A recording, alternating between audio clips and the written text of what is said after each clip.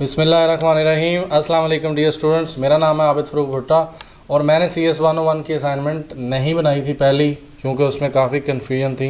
अब सॉल्यूशन आ गया तो आप देख लें कि जिन लोगों ने बनाई थी तो उनका कितना आंसर सही है, कितना गलत है। मैं वो असाइनमेंट बनाता ही नहीं हूँ जिसमें इश्यूज़ आ जाएँ, या फिर उसमें मैं गाइड कैसे कर सकता हूँ या मैं झूठ कैसे बोलूँ और फेक वीडियोस कैसे बना दूँ। तो जिसमें मैं आपकी रहनुमाई नहीं कर सकता वो मैं वीडियो नहीं बनाऊँगा। और नेक्स्ट वन, आज का जो टॉपिक है वो GDB है, group discussion board.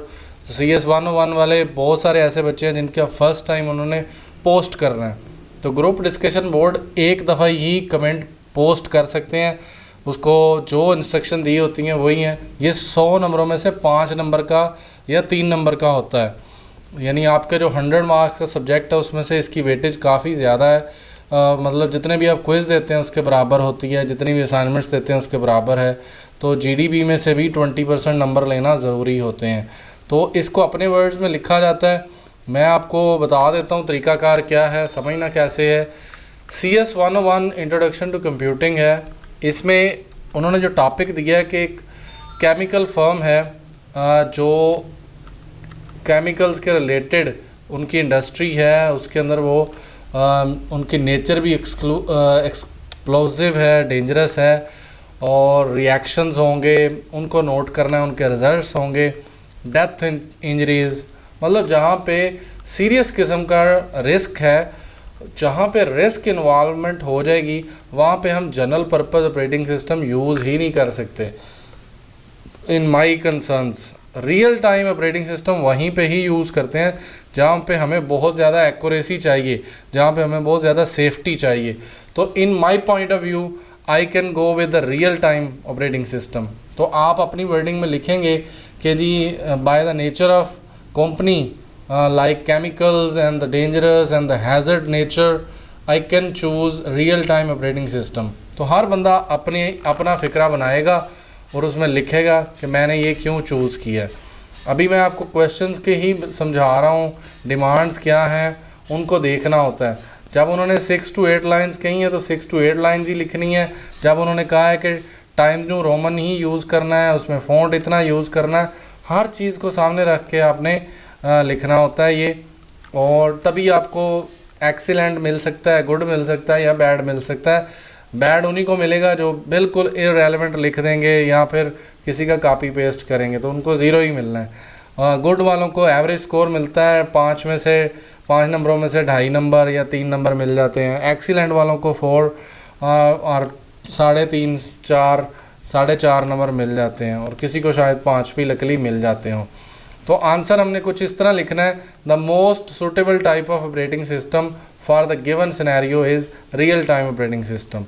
The RTOs are designed to meet deadlines, guarantee response time, which is essential in chemical production unit. The safety of people and the environment at stake.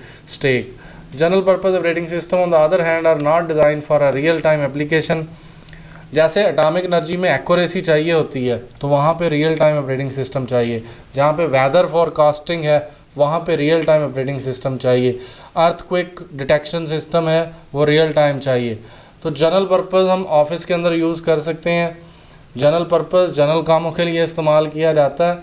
Real time operating system जो होते हैं, RTOs होते हैं, वो उनकी strength ही यही होती है कि वो बहुत ही ज़्यादा रिलायबल होते हैं। उनकी एक्यूरेसी 100 आउट ऑफ 100 होती है, उसमें गलतियाँ नहीं मानी जा सकती।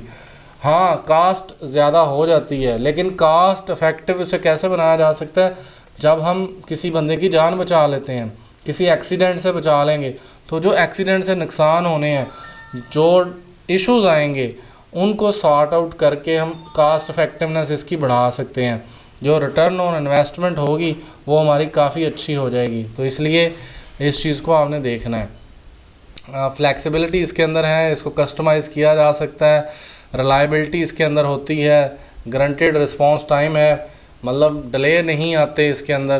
तो ये हमारे सिस्टम को इसी तरह का ही कुछ चाहिए जिसमें केमिकल रिएक्शंस के रिज़ल्ट्स को देखना है। अगर कोई टाइम ऊपर नीचे हो जाए तो फ़ौरन ब्लास्ट हो सकता है। तो RTOs जो हैं वो लाइफ सेवर हो सकते हैं।